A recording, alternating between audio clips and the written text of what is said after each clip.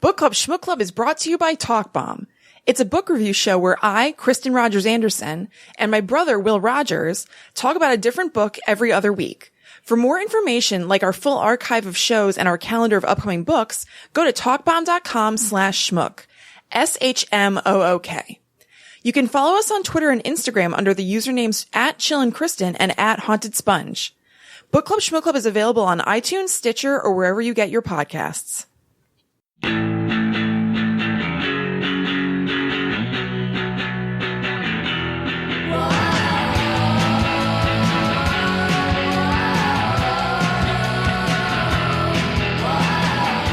Hello, welcome to the final episode of Book Club Shmook Club. I'm Kristen. I'm William.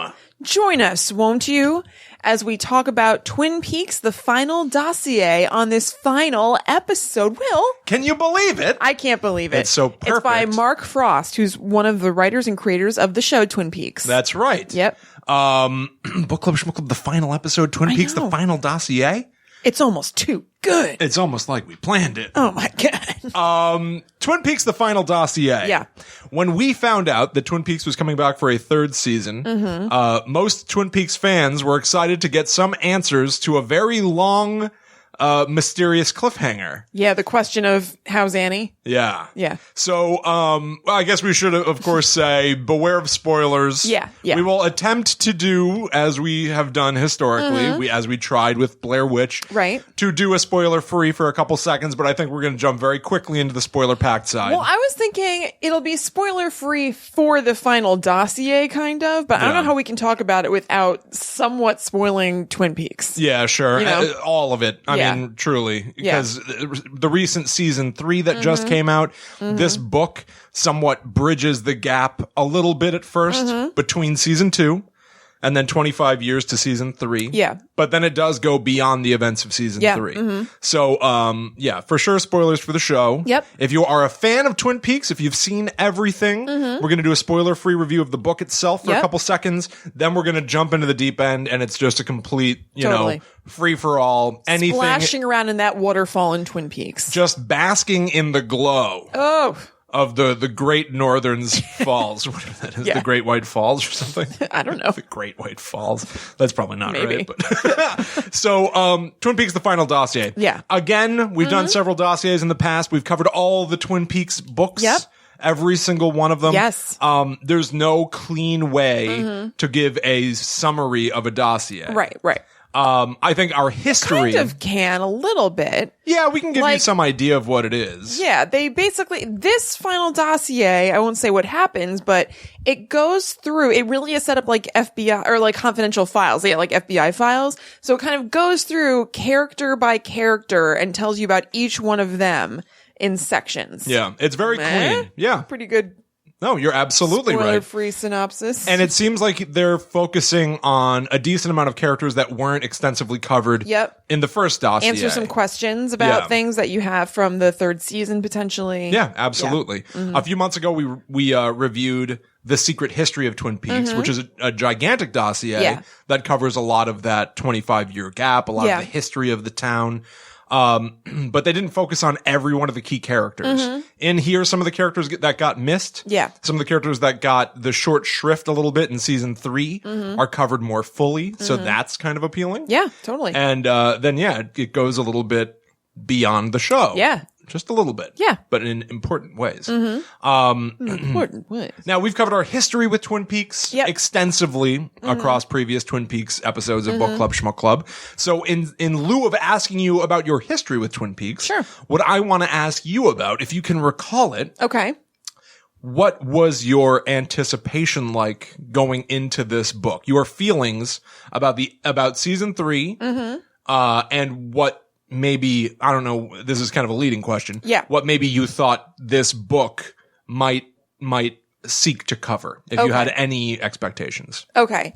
So my feelings about season 3 are jumbled. I'm really happy that it came out. I'm happy with it overall. There were some episodes where I was just like, what are we doing? Yeah.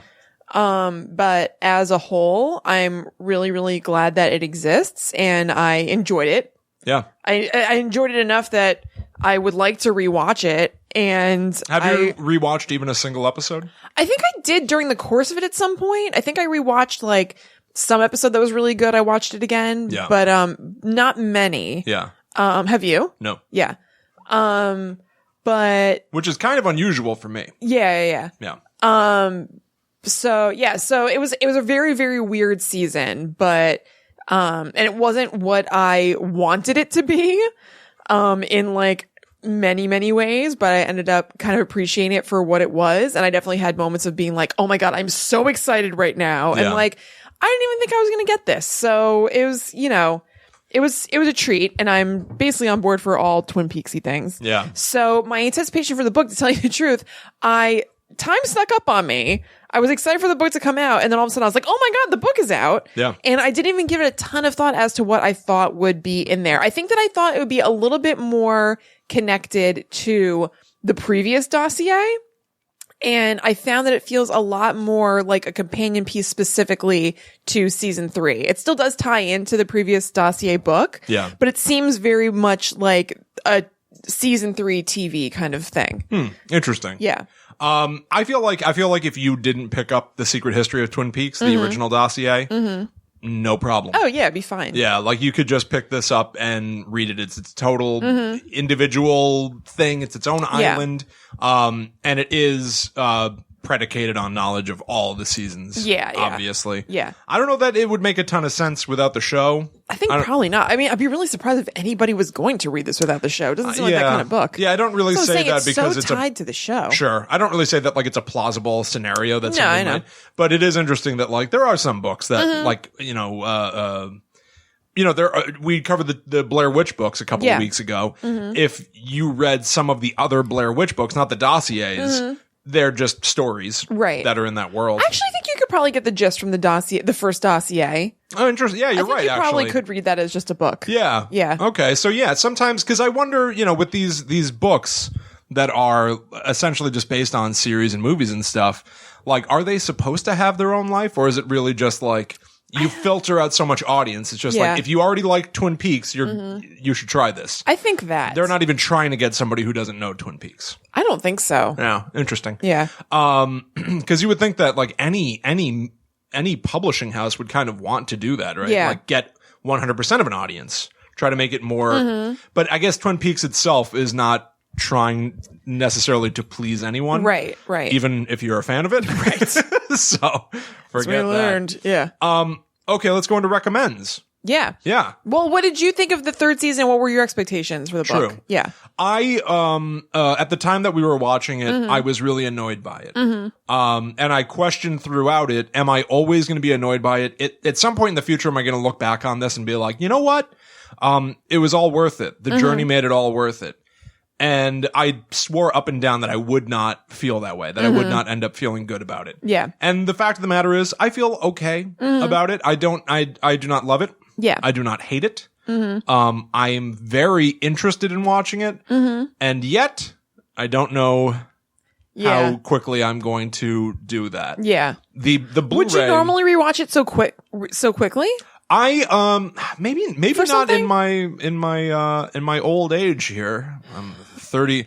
I'm a 31-year-old hunk of clay. Yeah. Just about. Yeah. I used to like aggressively rewatch the things that I liked. But that instantly, you think?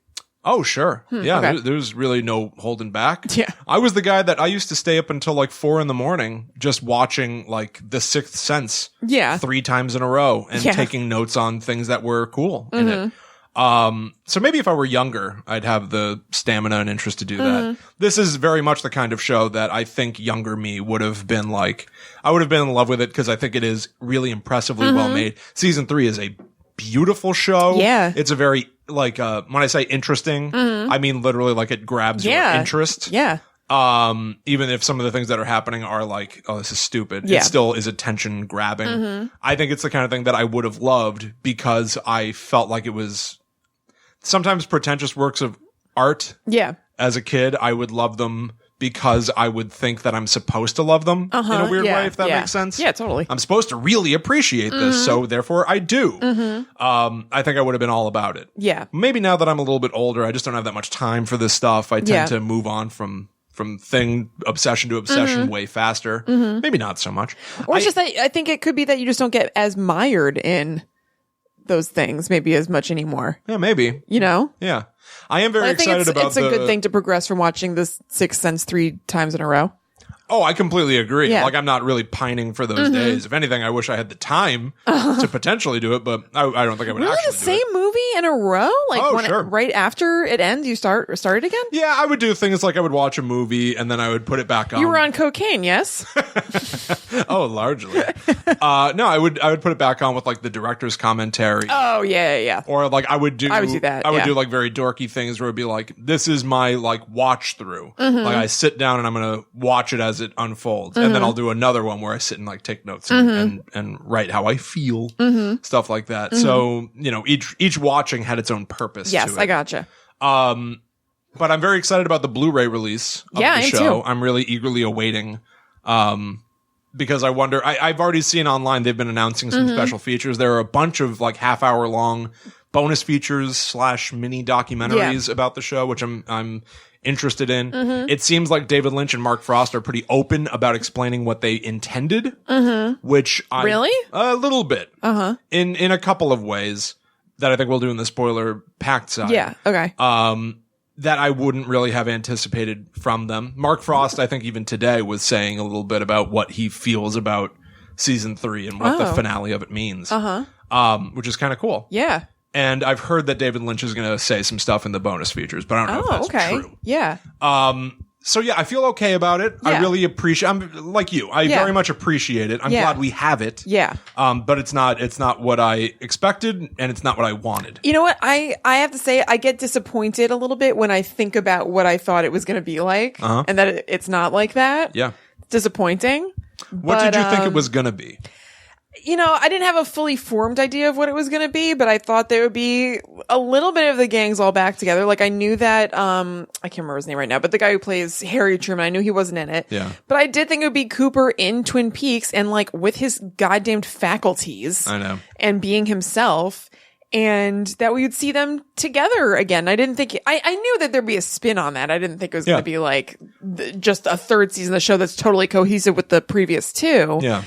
But, and I was like, how are they going to work in all these like like the cast list was coming out and it was like Trent Reznor and Michael Cera and Eddie Vedder and whoever. And I was like, what is this going to be? Yeah. What is this? And I thought it was going to be a little bit more lighthearted than it ended up being. Yeah. And a little bit more fun or a lot more fun probably. And, yeah, I don't know. I thought it'd be in Twin Peaks. Yeah, for sure. For sure. I wonder, is it worth it to, you know, Twin Peaks is not a show that's necessarily friendly to new audiences. Book Club Shmook Club should be. Twin Peaks in the early 90s was basically the original, like, prestige television. Yeah. There was a murder mystery and a detective was trying to solve it, but it was also really trippy. It was like you were never really sure if it was outright supernatural events were occurring. Yeah. Or if the show was just presented as like bizarre art metaphor. People go to other dimensions. Yeah. The lead character is Dale Cooper. He loves coffee. He loves pie. Yep. He's an FBI agent from Philadelphia. And he goes to the little town of Twin Peaks, which he immediately falls in love with. And so a lot of the show is the comedy of how much he loves the place. Yeah. He's very eccentric, idiosyncratic. And the show ends with a major cliffhanger where you're not sure if he's okay anymore. Yeah. Like there's like a big abrupt change. The kind of cliffhanger that would drive you nuts and did drive people nuts for 25 years until season 3 came out. So when season 3 was coming out, I thought kind of like you that they would find some way to clean up that cliffhanger. Maybe not real quick. I thought I predicted that it was going to take a long time, and I was right, but I didn't realize just how long it would take. It's almost and in what way? Yeah, yeah. But what I really thought was, let's go to the spoiler side. Okay. Do you recommend this book?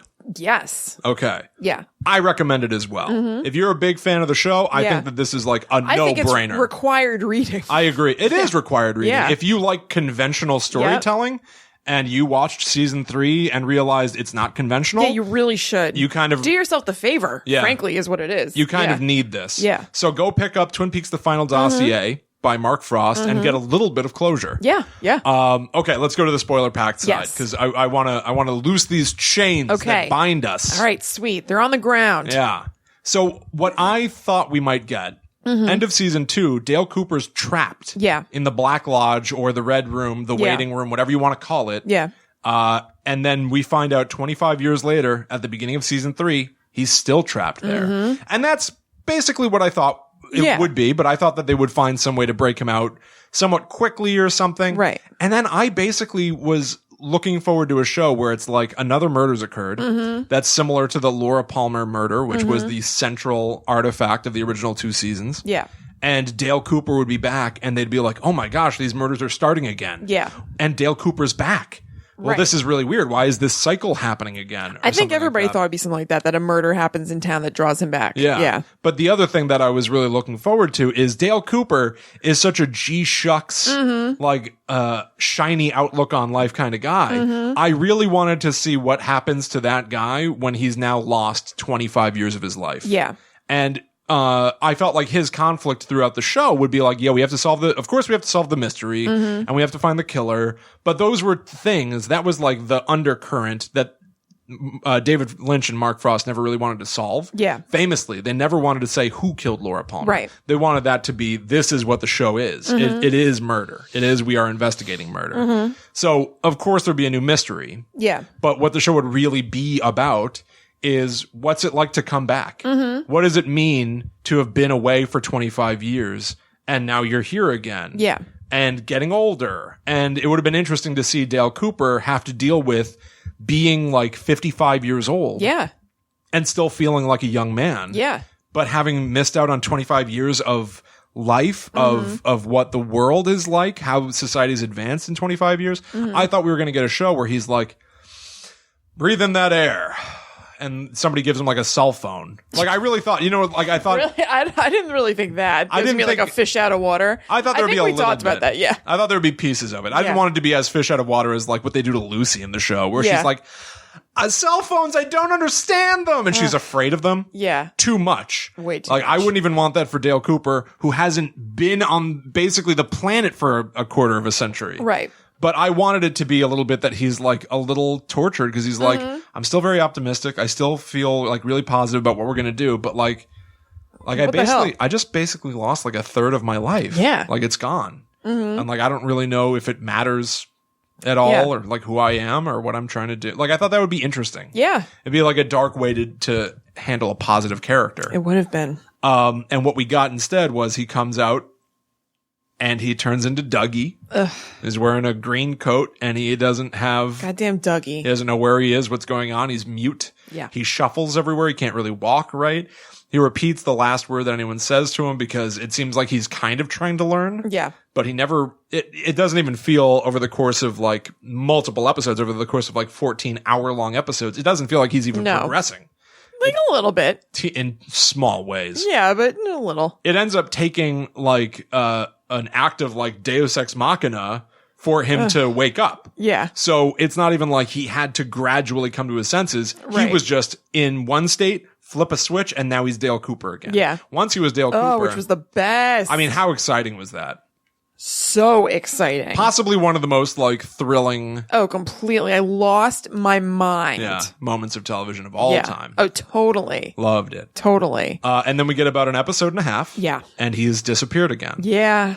Yeah. So this is all really... It was tough. It was tough. It was hard. Yeah. And in those final episodes, so Dale Cooper and the other person that I really want to talk about real quick, Audrey, who were sort of like two of the gigantic, like breakout zeitgeist characters. They're like the mascots of Twin Peaks. Yeah. Audrey like tying cherry stems in a knot with her tongue. Like kind of a femme fatale noir type character. Yeah. People loved her. At the end of season 2, she's in a bank and it explodes. Yeah. And you don't know what happened to her. Did she just die? It's a cliffhanger. We don't know. Yeah. Season 3 doesn't answer it for like 13 episodes. I'm not going to get these numbers accurate, by the way. But when they finally do, she's in some amorphous space that we're not sure where she is. It seems very dreamlike, very unclear. She's fighting with her husband, and it's very nasty and just like sickening. And unending and like boring. Yeah. A real cycle of... It's just so weird. Like word vomit anger. Yeah. And then we get one little hint where she goes... She's all of a sudden like snaps to, and she's in an all white room looking at her own face in the mirror.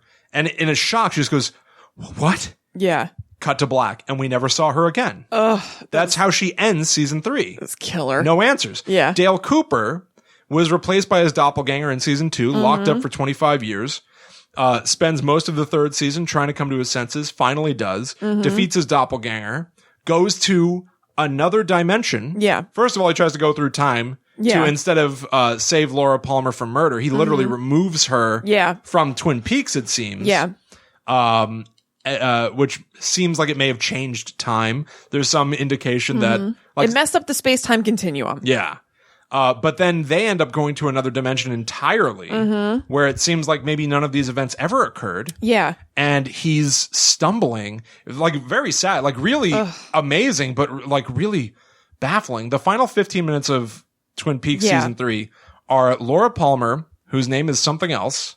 What the hell is it? Something Page. Carrie Page. Carrie Page. Yeah, you're right. And Dale Cooper driving at night in silence. Yeah. 15 minutes of it. They go to Laura Palmer's house, and he wants to see Sarah Palmer, Laura Palmer's mom. And the owner of the house goes, "There's no one by that name here." Yeah. He goes, "Who lived here before you?" And she goes, "The Tremonts." So there's not even any Palmer lineage there. But the Tremonts were those neighbors. Yes. I know. They were like weird Black Lodge people. Yeah, they were in the mix in Twin Peaks. But what does that mean? You know, like what does it actually mean? Right. Don't know. And then Laura Palmer starts, first of all, Dale starts just kind of like stumbling and goes like, "What year is it?" Which is honestly what I was thinking we'd get at the beginning with him coming out and just being like, I'm like outside of time, like almost like heart palpitations. Where am I? What's happening right now? What year is it? Yeah. And then Laura Palmer starts screaming at the top of her lungs, which is always, she's an amazing. Oh, I know. She's like the best scream ever in Scream Face. Very scary. Well, because you start hearing Sarah's voice calling Laura from the house. Right. And it's like it clicks something in her where some part of her remembers some part of a past life or alternate reality. Yeah, that's or what it something. seems to be. Yeah. And then she screams and all the power blows out. And there you go. End of the show. Even talking about it right now gets me like, It's amazing. Like, it is amazing. But we sat really there. is. We all got together. Kristen, Ryan, Allie, and myself got together to watch the final episode. And when it ended, we were all just kind of like, well, okay. Like, okay. It was almost like being in mourning and accepting a loss. Just being like, okay, like, what am I supposed to do about it? I can't change it. Yeah. All right. Talking about it, it's really exciting. Yeah. Talking about it, it's really emotional. Like it's very confusing. And then I watched it again right after. Oh, you did? Yeah, I just remembered. Yeah, we left it on. Yeah. Yeah. I don't think I made it all the way to the end because it was kind of late. Yeah. But we did leave it on. Yeah. Yeah. See, what they said at the beginning was that it was like, David Lynch, Mark Frost wrote a 400-page script. Yeah. And it was like basically a 400-page movie. And they ended up making an 18-hour long movie. Right. My dork brain wants to watch an 18-hour movie. I want to try that. Oh, I totally do. I can't do that all in one shot. But I know. Yeah. I know, but I want to. You know what? I even right after it, I even have an appreciation for that nuclear bomb episode. Oh, the nuclear bomb episode is amazing. Even though watching it, I was kind of like, I remember you were pissed. I was pissed. And I was like, oh God, like this just isn't what I want. But like, it's amazing.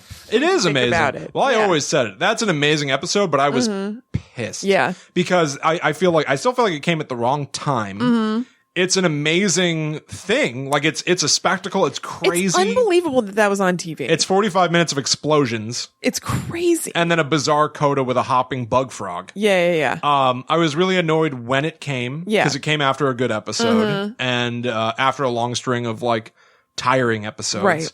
I was really frustrated with its placement in the season. I was really frustrated that this show was put together the way it was. Yeah. But that episode was always like beautiful. God, it's amazing. There's a long, slow push in on a nuclear bomb going off. And you see it crackle and then turn into a mushroom cloud. It is It's also just incredible. like, even though you could say that this is a bad thing, and I don't necessarily disagree, it's just so unexpected and so weird. Yeah. It's such a crazy thing to put on like a major network. Yeah.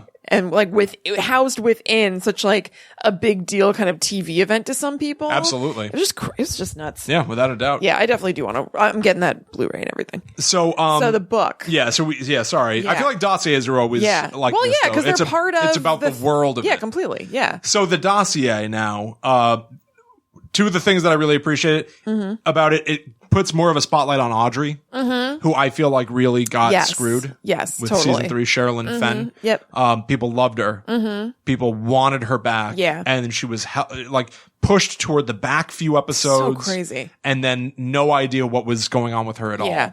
And we don't necessarily know. Yeah, but it doesn't tell us, but it fills in gaps that make me feel like I at least know that the character was all right. Right. At some point, which is important. So, what the book says, and, is it worth? I feel like we're doing this so weird. Like it's almost. I think we should just talk about whatever we feel like talking about. Because if we try to go point by point, it's too much. No, not point by point. But I was going to say, like, we didn't even talk about like the way the book is structured.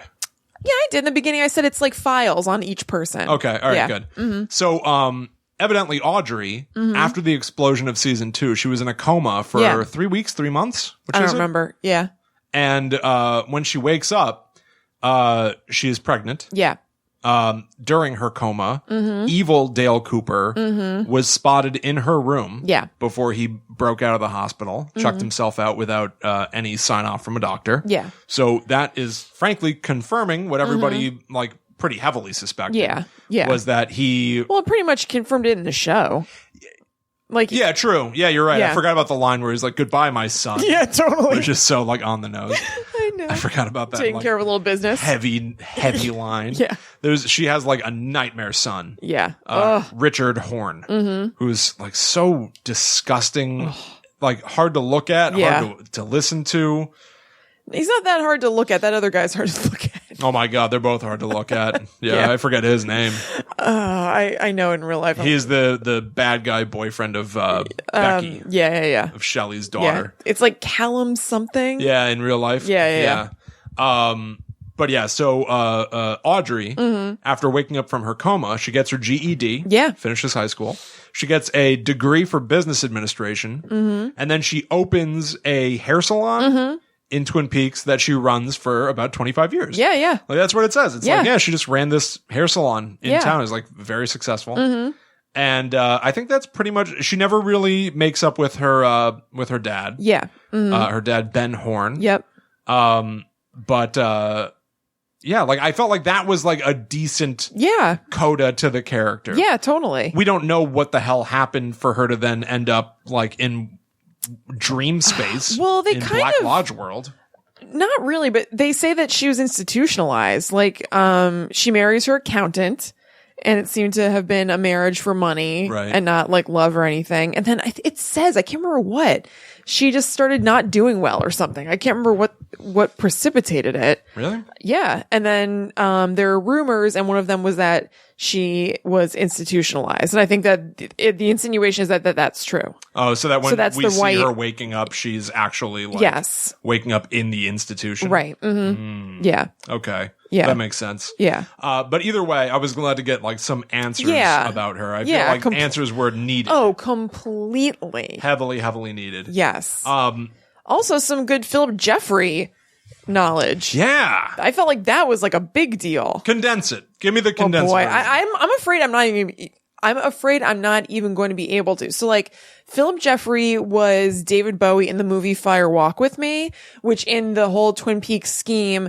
is a prequel to the whole thing, to the series.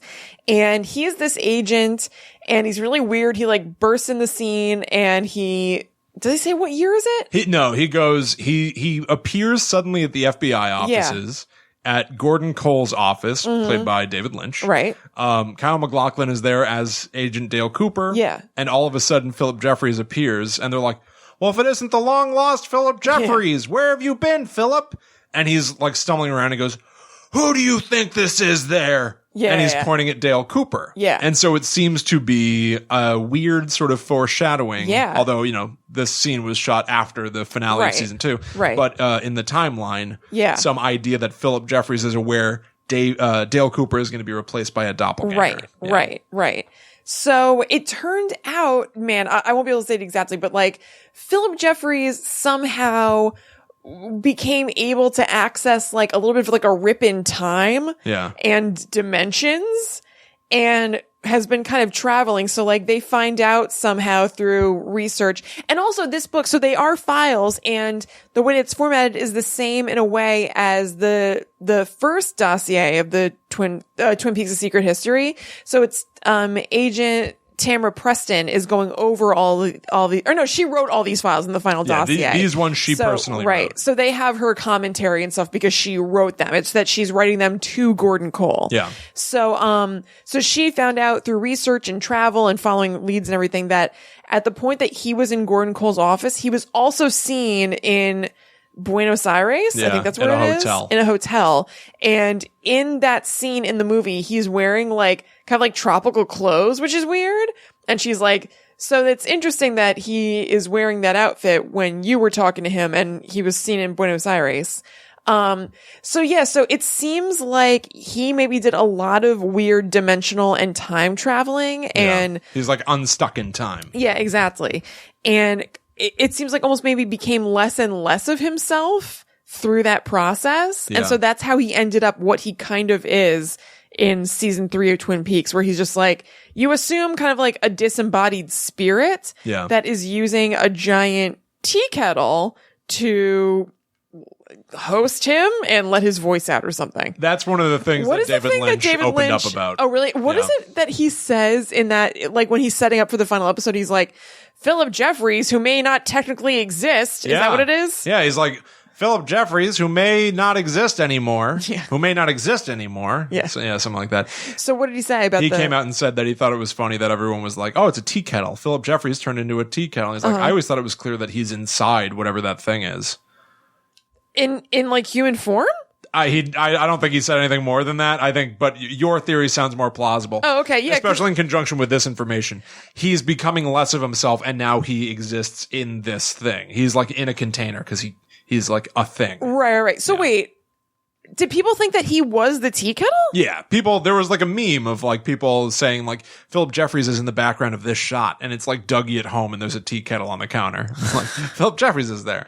Like people, I don't know that people literally thought he was a tea kettle. Okay. But for sure it was a joke. Yeah, okay, I got you. You have characters that are standing talking to a giant tea kettle that have smoke pouring out of it and forming shapes and numbers. Yeah. Like, oh, that is Phillip Jeffries, literally. Right. But yeah, Lynch is saying, no, he's in the tea kettle. Yeah, that's what I always figured. He's some shape. He's something, but he's in the tea kettle. He's not the tea kettle. Well, that's what I'm saying. People thought he was the tea kettle? Like, I don't know. I don't know how genuinely. Okay, yeah, just a joke. Okay, gotcha. Yeah. So what is there anything else with the Phillip Jeffries story that you can? Well, it's interesting to note it as a parallel to what Dale Cooper is doing now. Yeah. Because Dale, totally. Yeah. Because like Dale Cooper is like, what year is it? And it's the same thing. He doesn't know where he is. And becoming less of himself. Mm-hmm. Yeah. And losing his senses a little bit. Mm-hmm. There's some, reference to the fact that Kyle MacLachlan says he played 4 versions of Dale Cooper. Mm-hmm. Dale Cooper, evil Dale Cooper. Yep. Dougie, and whatever he is in the end. Final thing is. Yeah. He says it's kind of a merge of all of the versions of himself. Mm-hmm. But for sure, there's something going on with him in those final minutes of the show. For sure, yeah. He's not quite himself. He's not G-Shuckus-ish. Mm-hmm. He's not evil. Yeah. He's very odd. He shoots a couple of guys. Yeah. Like with no prompting. Yeah. And then he puts their guns in a deep fryer and he's like, now that might set off the bullets. I don't know. Yeah, right. Like I might Dale explode Cooper, your restaurant. Yeah. Dale Cooper, who we know from seasons 1 and 2, would be like the explosion temperature for gunpowder is blah blah blah blah Fahrenheit. So I suggest you stand back. Yeah, totally. But whatever he is in the final episode is like, I don't know if that's going to do it. Right. He's someone else. Yeah. Now. Oh, totally. And he was so good. He's amazing. Oh my God. He's getting more work off of it too, which is great. What did you hear he's doing? I've just noticed his name being popping up in projects. I couldn't tell you one that I'm like, ooh, hooray. But yeah, well, good. He is so good. He's terrific. We've come a long way from Trey McDougal. Who's Trey McDougal? From Sex and the City. Oh, God. Yeah. Right, of course. Or the villain from the Flintstones movie. Yes, Yeah, yes. which I didn't realize was him. I saw that way before I ever saw Twin Peaks. Yeah.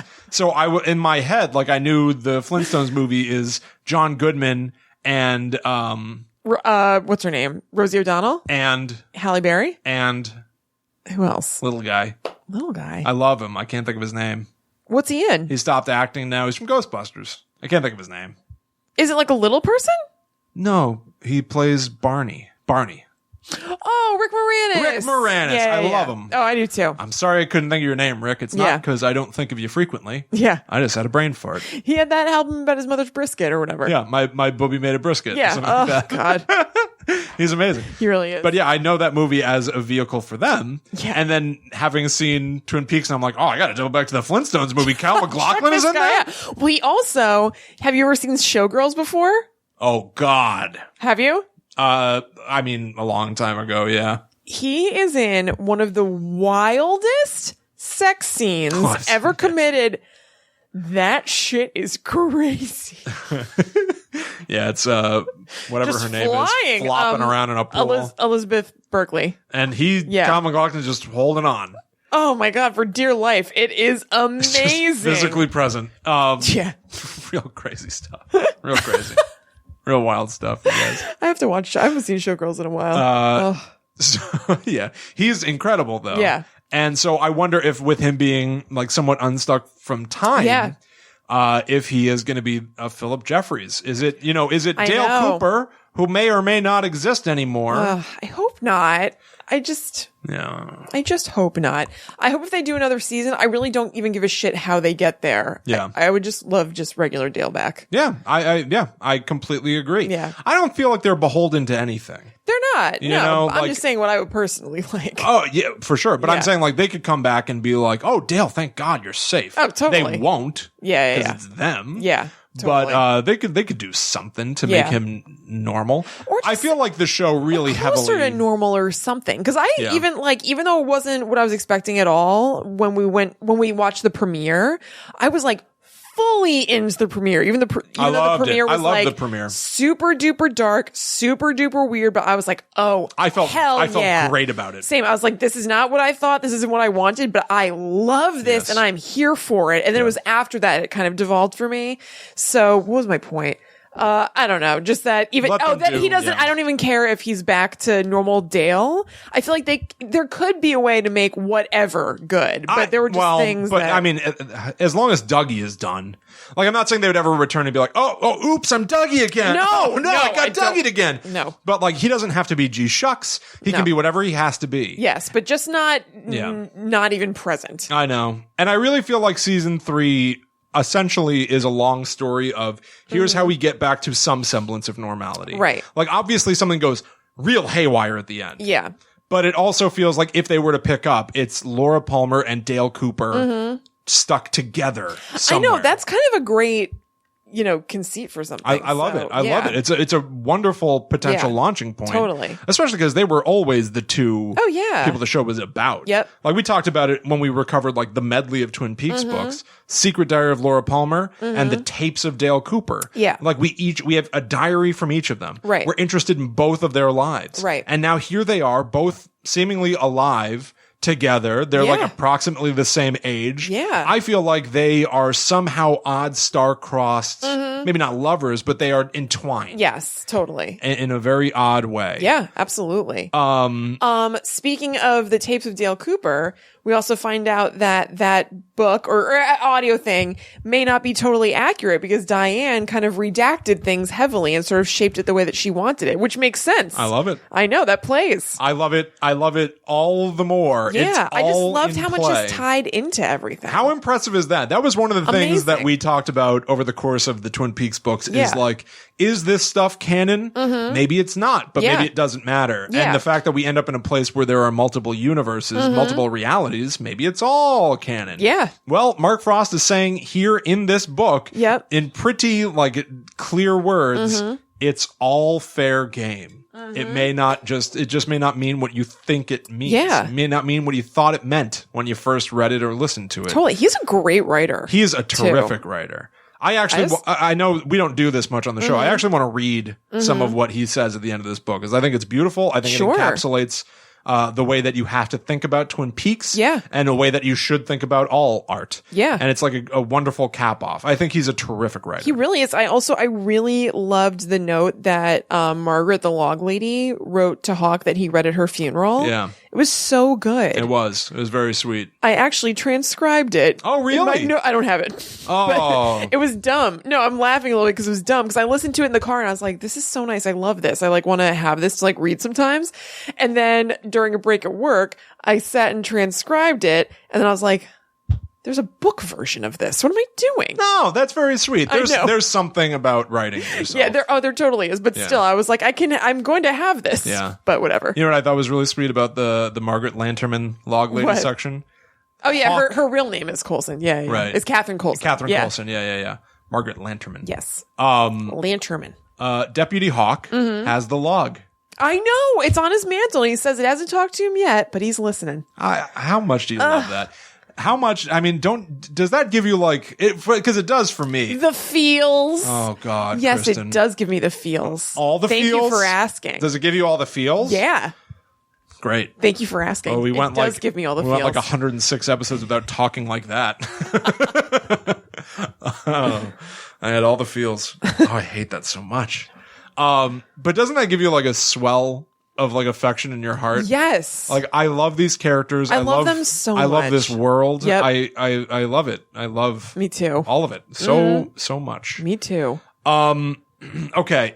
Are there any other characters or like smaller sections you want to talk about? Because I want to talk about a bigger one, which is the timeline stuff. And I think let's do that. But is there anything smaller before we get there? Not that I can think of off the top of my head, so I don't think so. There's like stuff about Jerry Horn. There's stuff about sort of like the decline of like the big Twin Peaks families. Yeah. Which actually bears some mentioning. Like it's a story that we've talked about before with the Access Guide to the Town. Yeah. Where they had that whole section about like how the Martell family and how the Horn family grew to prominence. Right. And essentially this book covers the kind of decline of that world. Yeah, totally. Ben Horn is like trying to be a good person, trying to atone in some way. We saw some of that in season 3, but it's confirmed here. Yeah.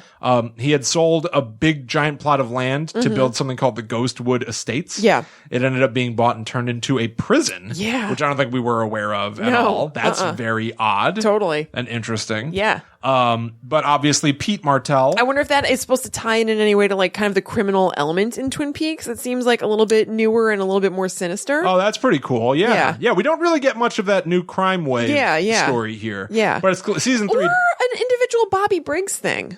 Yeah, I could have used a Bobby. Yeah, Briggs. totally. They do cover Bobby and Shelley and the fact that they got married and everything. But like, it was odd to be like, oh, there's a jail in town. Yeah, it was a private prison. Yeah. Yeah. And weird too that like the show goes out of its way to show that there is still like a drug cartel that's running drugs through the town, and like Becky Briggs's boyfriend is like a gross drug man. Right. And obviously Richard Horn is all wrapped up in it, but we don't really get part of that. That was like always a big part of that world, is that there's this weird little drug trade in town. Yeah. But yeah. It used to be kind of a quaint drug trade. Yeah, I guess really turned a corner. Yeah, an artisanal, quaint Northwestern drug trade. It was kind of cute before, but now it's like got real scary in season 3. Yeah, I guess. You know what? There are a couple things I want to say real quick. Doc Hayward. Yeah.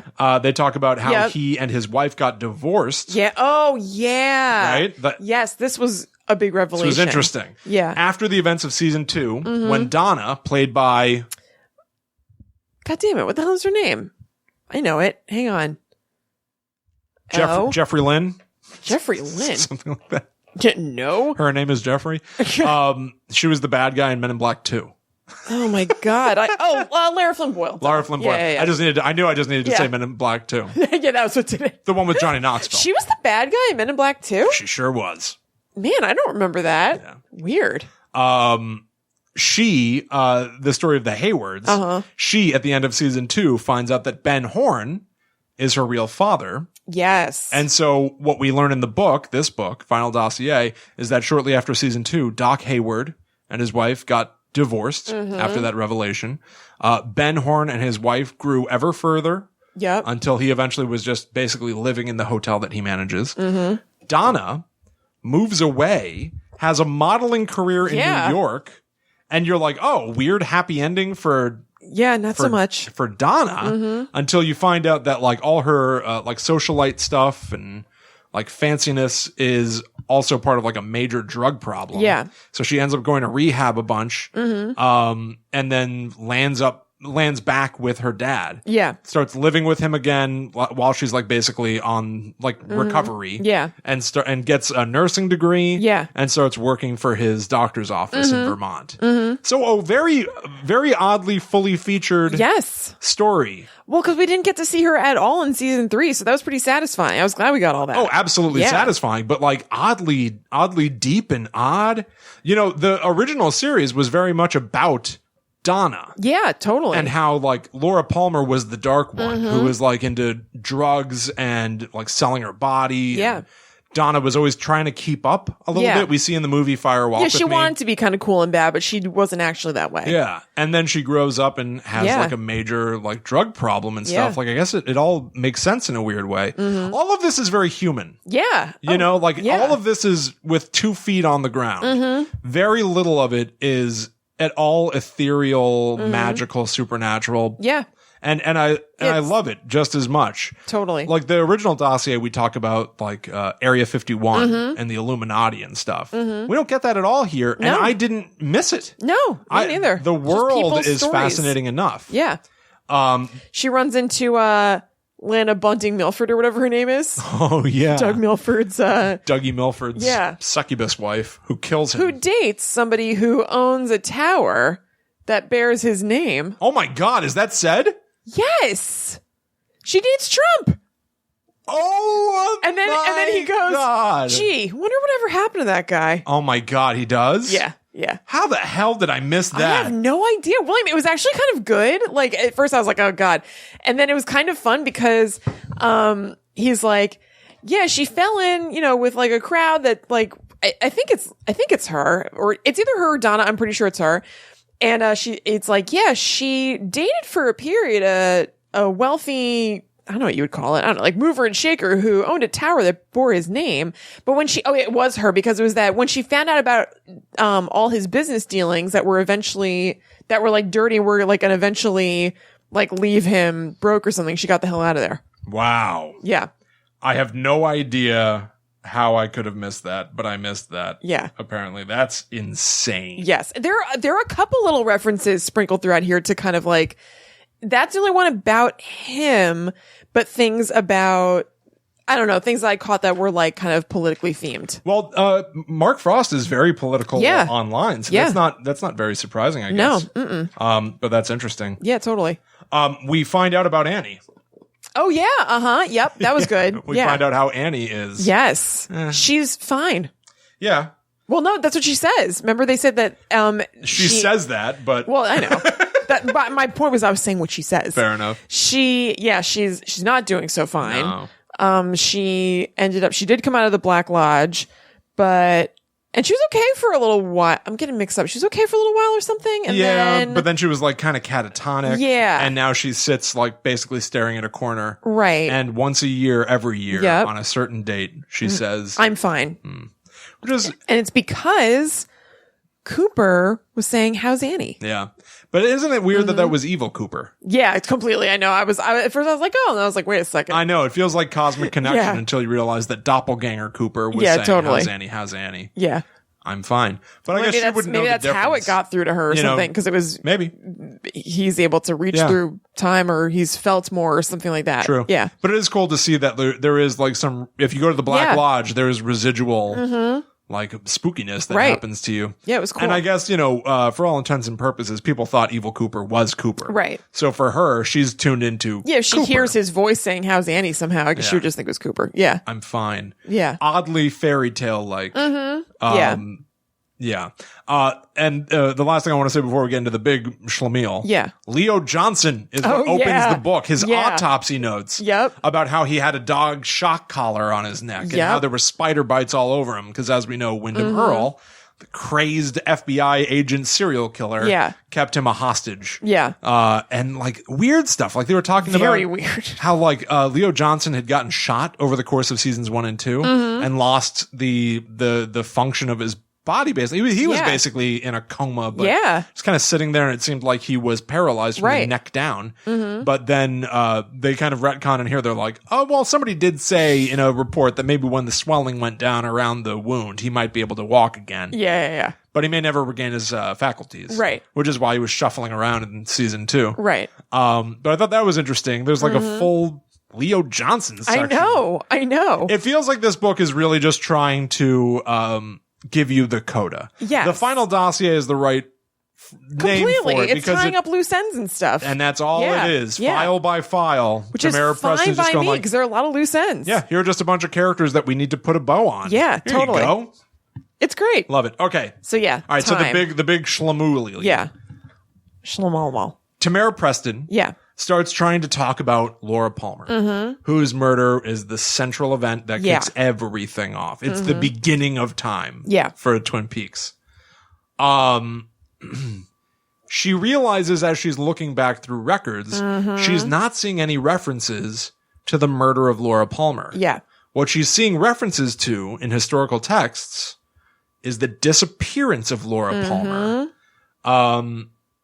She points out, she's like, it's not even saying like, it's said in a way, she doesn't explicitly say this. It's said in a way where it's like, I thought what she was getting at was that something I always wondered, is it officially on the books, written somewhere, Leland Palmer murdered his daughter? Right. Like I thought that's what they were saying is like, did they ever really say that to the world? Yeah. Or did they just know they decided to keep this secret because of and Sarah so it's an unsolved mystery because we're not going to say that Leland Palmer did it. Right. But then it becomes clear, no, literally, Laura Palmer was never murdered. Yeah, totally. In season 3 of the show, we see, I loved it so much. I know, me too.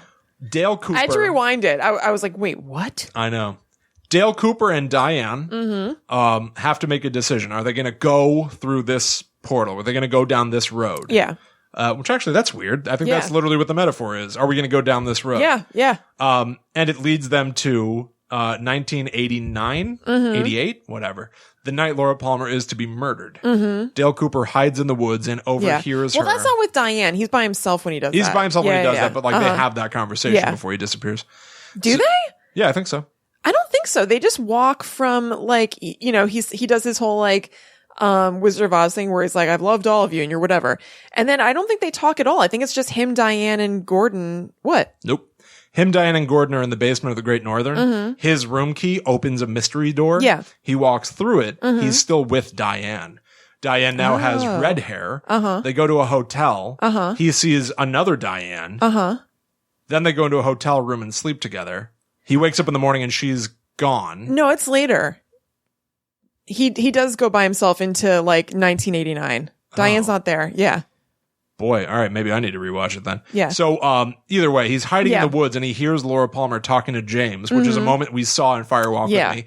As she's talking to him, she looks off into the woods all of a sudden and has this look of like abject fear on her face. Yeah. Granted, she's drugged to the nines. Yeah, to the gills. Yeah. But that is a moment from Firewalk with Me. Yeah, totally. And now we see 25 years later, she saw Dale Cooper hiding in the woods. Yeah. Future Dale Cooper. Right. He's hiding to approach her, to whisk her away, to save her from being murdered later that night by her father. Amazing. Totally. And we find out here in the dossier that it worked. On the show, very sweetly, we see Pete Martell, the fisherman who found Laura Palmer's body, goes out to go fishing and goes fishing. Yeah. He doesn't find a body on the beach wrapped in plastic. He just goes about his day. Yeah. And in the book, we find out that after Laura Palmer disappeared, some events played out the way that they would have played out anyway. Leland Palmer had another victim that night. He still got her. Yeah. But then with Laura Palmer's complete disappearance, Leland and Sarah Palmer were just completely distraught. Yeah. And shortly later, Leland Palmer shot himself in his car out of grief. Yeah. So that, I guess, because Leland Palmer was possessed by the dark spirit Bob, Yeah. was a moment of Leland Palmer in control and with no longer a victim. Right. Because Laura Palmer was his primary, source, his thing to torture. Yeah. I guess he was able to sort of like, in a weird way, it's giving up. In a weird way, it's defeating Bob. In a weird way, it's, I don't know. He was still a monster no matter what. But, he kills himself now in this timeline. And Tamara Preston's going through all of this history, but I was confused reading it because she obviously remembers the world where Laura Palmer was murdered. Right. No, it is confusing. And she starts to say, I'm glad that I'm writing this down now. Yeah, because she's like, I don't feel right. Like something's weird. I'm starting to forget. Yeah. And so I'm glad I'm writing this down. And my first thought was It by Stephen King. Where after the events of them defeating Pennywise, right. it slowly starts to fade from their memory. Right. Yeah. And Mike, who runs the library, is like, I'm writing this down, hoping that I will remember it. Yeah. And I will write it every day until it no longer means anything. Yeah. And she says that when she asks people in town if, like, she phrases it some way, like, she isn't like, didn't Laura Palmer get murdered? She's like, so this is what you remember happening. They're like, that sounds right. Yeah. They've all moved on. And not intentionally, but because of some ethereal, magical thing that's happening. This erasing your memory. Yeah. Which has some precedents and things that we've seen in season 3. Where I think after they talk about Phillip Jeffries appearing, David Bowie, David Lynch is like, all of a sudden I remember this. Yeah, right. And Albert is like, yeah, I remember this too, but I didn't remember this before. Right. So there is something about Black Lodge magic that makes your mind go fuzzy about it.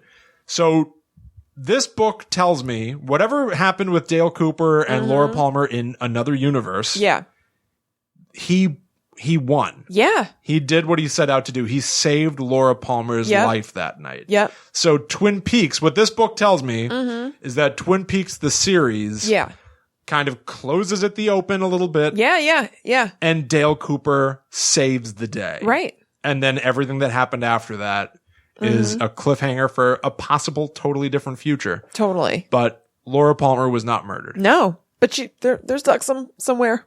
Yeah, somehow. I know. But like in the same way that we talk about like with comics, like, there's always another thing. I never anticipated that season 3 would end definitively. No. If they do a season 4, it'll have another frustrating cliffhanger. Yeah, for sure. But it's amazing that this book gives any sense of closure. Oh, completely. Like, I feel like that is a definitive solution. Oh, totally. It's so satisfying. Yeah. Yeah. He solved her murder 25 years ago. Yeah. And now he's back and he saves her life. Yeah. I love it. Me too. It's awesome. It's really amazing and pretty impressive that this writing clears it up. Oh, completely. Because it clicks, doesn't it?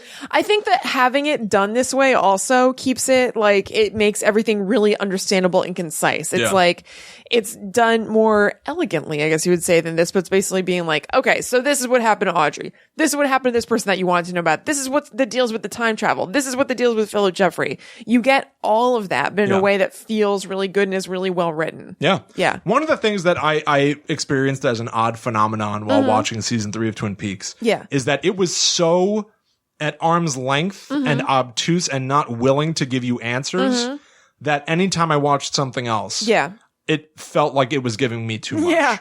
Yeah. I definitely felt the same way. Like Stranger Things. Yeah. Right? I really enjoy the show. I just finished watching season 2. But, and this isn't related to Twin Peaks, but it's something that I notice about it, is that like it bends over backwards to give you answers. Yeah. It wants to make sure that everything is tied up with a bow all over the place. There are, of course, cliffhangers. I would say, less than me noticing things wanting to give me answers, it made me, which I kind of notice sometimes anyway, but things being, explained to death. Oh yeah. Things being explained to death and like things happening rapidly, constantly. That show moves at a way brisker pace than it probably, in my estimation, should. I'd like it if it slowed down a little bit and took its time a little more. I would too. I love Stranger Things. Yeah.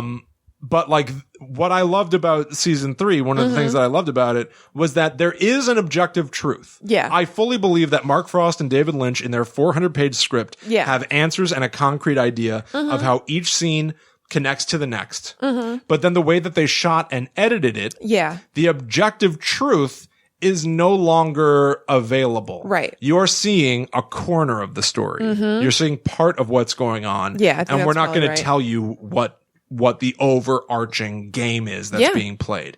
And that's pretty incredible. But I could have used more than what they gave us. I would still like to see that. Yes. The whole thing. Like, I'm happy to see a little part of it. You know, like, it's like the Hunger Games or something. You watch the first movie. Yeah. And what if they just showed you the Hunger Game itself? Like, they're in the arena and fighting. It would be amazing. Yeah. And it would be enough, but you'd have no idea about what the Capitol is doing, what the president is. Yeah. That's kind of like what Twin Peaks is like, but even less. Yeah. Yeah. And that would be like cool, but I needed this book. Yeah. Oh, totally. I'm very happy about it. Yeah. I'm like almost overjoyed about it. Yeah. Me too. I really loved it. Yeah. Me too. It makes the entire journey feel like something that we accomplished more. I would say I actually like that it's in so many forms. I love the show overall. I don't love the third season, but I do like it. But anyway, I kind of like that this whole universe has so many different formats to it. Like, I like that there's a show and that there's an equally amazing book to read, books to read. It's just so cool and so involving. Like, it gives you so much like ownership and like not ownership. That's not. I don't feel ownership. But just like personal stakes. Like, I feel like I'm like really, really in it. Yeah. You know? Yeah, absolutely agreed. Like, you can, if you're willing to do it and if you love it enough, you can really get immersed in this world. Yeah, there's so much to be in a immersed multitude in. of ways. Yeah, totally. So the thing that I want to read, it's like a little paragraph. A reading from Twin Peaks Dossier. It's from the section that's just called Final Thoughts. Yeah. And what I think is interesting about this, in the print version of the book, it's a black page that just says Final Thoughts on it. Every other section is a manila folder that says, like, this is the section where we're talking about Annie. Yeah, you're right. This is a somewhat private coda. It's, again, from the point of view of Tamara Preston, written to Gordon Cole. Right. She's new to this world, by the way. Yeah, she's a season 3 character trying to sift through all this I like madness. her better in the books than in the show. Oh, she's not very good in the show. But this, I feel like, kind of feels like something that Mark Frost is saying. And I think it kind of feels like something that I really feel about this world of Twin Peaks and sort of like, I don't know, the nature of like, how do you digest art? Like, how do you love the worlds that you love that are fictional? So yeah, she says, Chief, this has changed me. You predicted that, and I should have known you'd be right, but you can't know what you don't know until you do. It's because you've already been through it, I think. Does this feeling end? Can you tell me you come out the other side to some kind of understanding, or do I have to take that as another article of faith? There's only one redeeming feeling I can cling to, provided I ever get that far. And I'm not saying I'm there yet by any stretch. But when it's all stripped away and you realize you're the only one who can put the pieces of yourself together by yourself alone, no easy answers from a book, song, or movie, or the reassuring words of someone older and quote-unquote wiser. I'm noticing it has a tendency to focus and sharpen the mind and strengthen the will to live constantly with all my senses wide open to the here and now. One clear idea emerges from that crucible, forged and hard as rolling steel. We mustn't give up. Ever. Yeah. For a show that worked as hard as it did to confuse you. To make you give up? Yeah. Yeah. The idea of perseverance and just trying to let it be whatever it means to you is key. Yeah. That's what this whole thing has been about. Yeah. And it's the way Twin Peaks, the Final Dossier ends. Yeah. Perfect. It is perfect. And maybe that's the way Book Club Shmook Club ends. Yeah. Yeah. Perfect. This brings us to the end of Book Club Shmook Club, you guys. Yes. 4 years. Totally. Hundreds of shows. Yep. What a fun little thing that we got to do. I know. So And I hope you've persevered with us. Yeah. And I hope that you enjoyed it. Listening to this. And I hope you made it whatever you wanted it to be and had a good time with us. Yeah. I know we had a good time. Yes, we did. Thank you so much. Yeah, thank you. For listening to this show. Yeah. And the you can fun still doesn't find stop. us. Yeah. That's right. Yeah. Next week, Kristen and I launch a brand new podcast. Yep. Guide to the Unknown. Every week, Kristen and I are going to sit down and we're going to talk about legendary creatures, cryptids, urban legends, creepypastas, anything spooky that we happen to want to talk about. And that we just feel like bringing to the table and telling each other about. We won't know what the other one is going to talk about, so we're really just explaining it to each other and you at the same time. Yeah, it's fun. We've recorded several episodes already. Next week, we're going to drop 5 of them all at once. Yep. If you want to, you can actually go listen to and watch episode 1 on YouTube. Look up Talk Bomb. And get into it. We really hope you guys will make the leap with us. Yeah. It's been a blast getting it ready, and I can't wait for it to finally officially launch. We're so close. Yes. And just to give you guys a taste of what it's like so that the great unknown abyss is not too scary. Yep. Check out this clip from one of the 5 first episodes of Guide to the Unknown. 2 couples were out together in the same car for a joyride. And they were in the area of the abandoned TNT plant, which, by the way, they said that the Mothman lived in the abandoned TNT plant. That's cool. Isn't that totally awesome? That's kind of awesome. Yeah. You know, like a really cool place for a monster to live. That's like something I was something made up, but like that's like something from a comic book or something. Yeah. Like there's like a monster that lives in the abandoned TNT plant. Yeah. Oh yeah, the guy in the dynamite factory? Yeah, exactly. Yeah, it's like a 7-foot-tall bird. Right.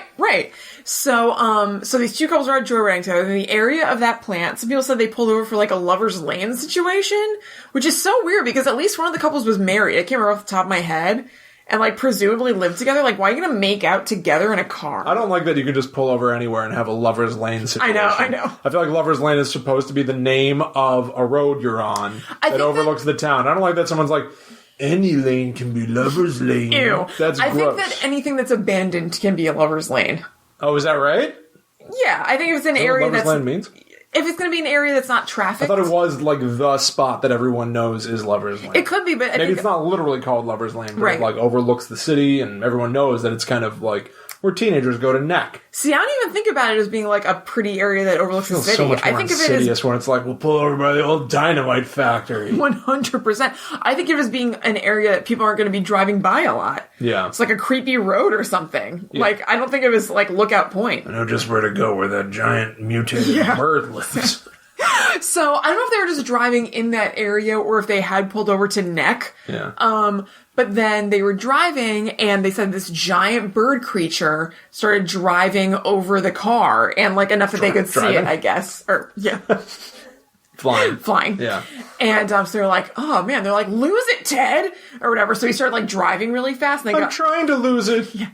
The fellas at school are going to keep making fun of me. Yeah, they're grown-ups. They were like married. Although maybe in 66 they like got married like real young. Right, yeah. But yeah, so they said they went up to 100 miles an hour and that it kept pace with them. Wow. This thing was just flying over their car and they're like, eh. And then not long after that, the wife of one of the couples had a nervous breakdown. Her dad had to bring her to the hospital. Wow. Because she was so stressed out about the whole thing. Completely freaked her out because they thought that they lost it at one point and then it found them again.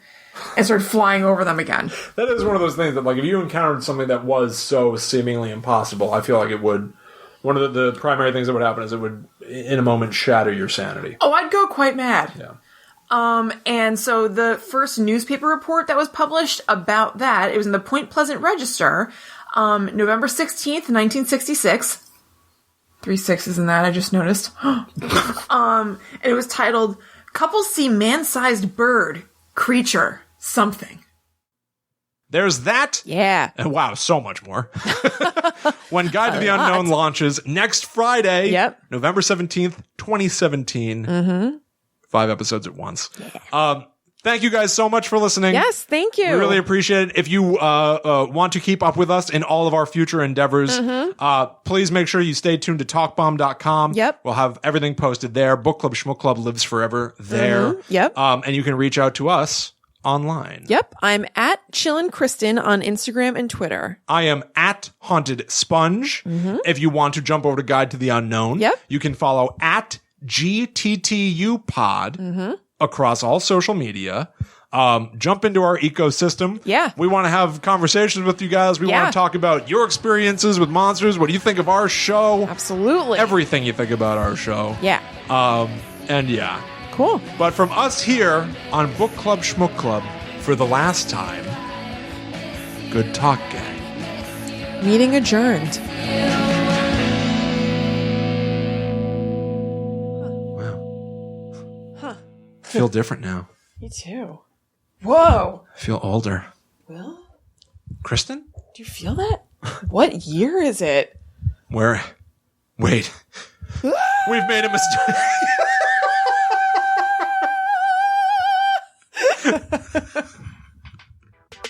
Hey everyone, thanks again for listening to the show. If you enjoyed this episode, you should consider going to our website, www.talkbomb.com, where we have archived every show we've ever done. You can also visit our bonus show store, where we sell exclusive episodes of our podcasts for 50 cents a piece, not to mention our merchandise. If you enjoy Talk Bomb, the best thing you can do is help us spread the word. Tweet, share, review. We would greatly appreciate anything you can do to spread the word. Please also consider following us on Twitter, Facebook, and Instagram, where we're at TalkBomb. Following us online is the best way to keep up to date with our productions. More than anything, we just hope you enjoyed the show. So thanks again for listening, and we'll see you at TalkBomb.com.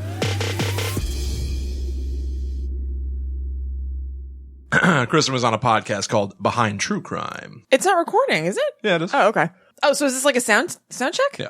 Oh, I thought you were just straight up asking I secretly started it. Well, I am. Oh, okay. Did you guys talk about me at all on the show? Mm-hmm. What did you say about me? Let me think.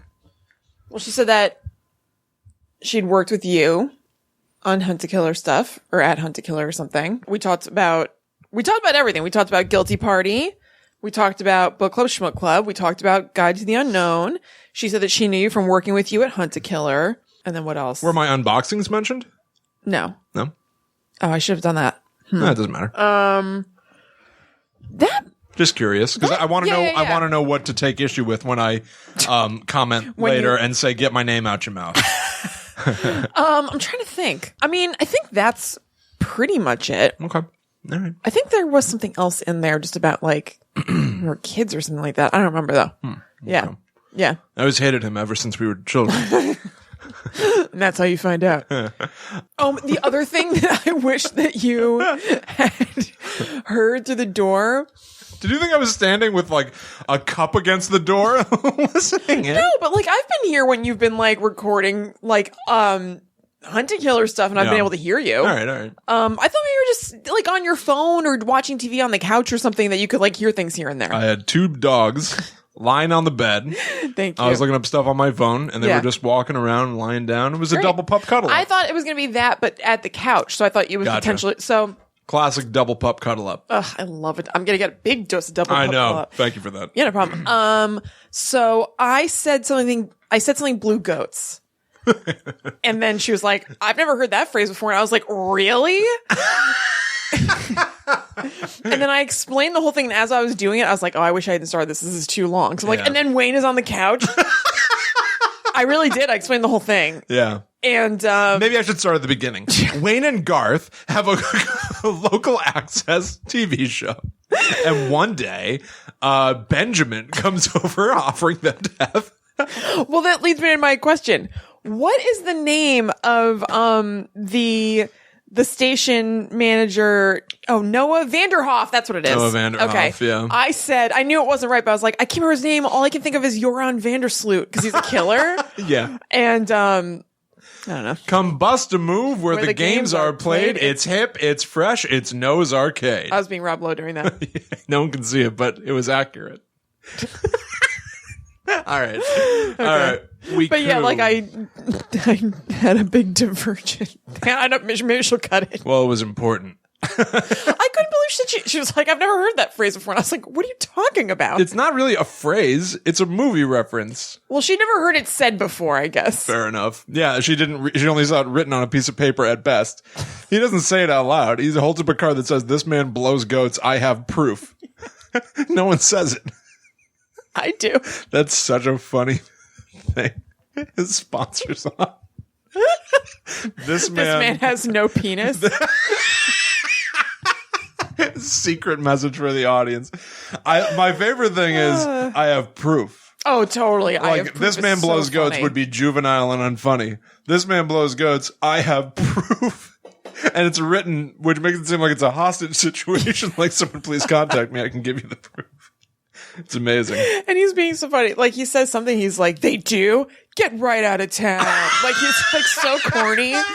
And Noah doesn't get it.